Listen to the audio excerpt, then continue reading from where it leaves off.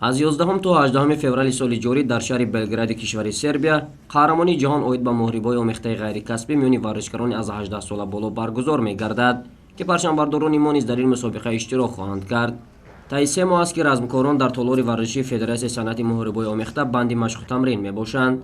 در اولین قهرمانی جهان در سال جدید 21 ورزشکاری ما اشتراک خواهد کرد که از آنها 3 نفرشان گرد آفریدند. همچنین دو داور دیگر به مسابقه مذکور دعوت کرده شدند و یک چند نفر از جانب فدراسیون مهربای آمیخته برای آموزش به کشور سربیا سفر بر کرده میشوند. مولوده از جمله آن ورزشکار بانوان است که برای اولین قهرمانی جهانی خود سخت آمادگی دیده ایستاده است. من عضو منتخب جمهوری تاجیکستان در شهر بلگراد سربیا چمپیونات جهان برگزار می‌گردد. من عبدالله مولوده در وزن 57 کیلوگرم اشتراک میکنم. ما طول 3 ماه است که در اینجا مشق و تمرین کرده ایستاده‌ایم و از خود باوری داریم که خیلی خوب اشتراک میکنیم. سال گذشته بمباراترین سال برای ورزش مهربای آمیخته میهن بود. هم در مسابقات بیرون و هم در شورابینی محتشم خانگی پهلوانان ما از زور بازی رستمانه خویش درک داده برنده مقام‌های افتخاری گشتند. امسال نیز نقشه و هدف‌های راهبرد فدراسیون فتح قله‌های بلندترین ورزشی مذکور میباشد. طول 3 ماه می شود که در همین تالار ورزشی تمرین‌های دسته‌جمعی گذراندیم. تیاری به چمپیونات جهان که در شهر بلگراد جمهوری سربیا میگذرد امیدوار هستیم که نتیجه خوب به دست میاریم. باوری داریم که نتیجه ها به مثل هر وقت نظررس میشوند. نتیجه های خوب به دست میاریم. من شخصا طول 3 ماهی که مشق‌های دسته‌جمعی میگذره تیاری نغز دیدم.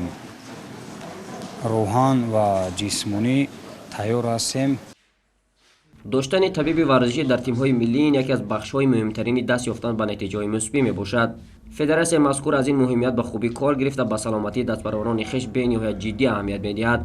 از مهمیت دکتری ورزشی در تیم ملی خودی طبیب چنین ابراز اندیشه نمود. مهمیت دکتر در تیم منتخب در آن است که ما هر سحر آنها رو ما ژورنال الکترونی داریم که هر روز آنها رو قید میکنیم.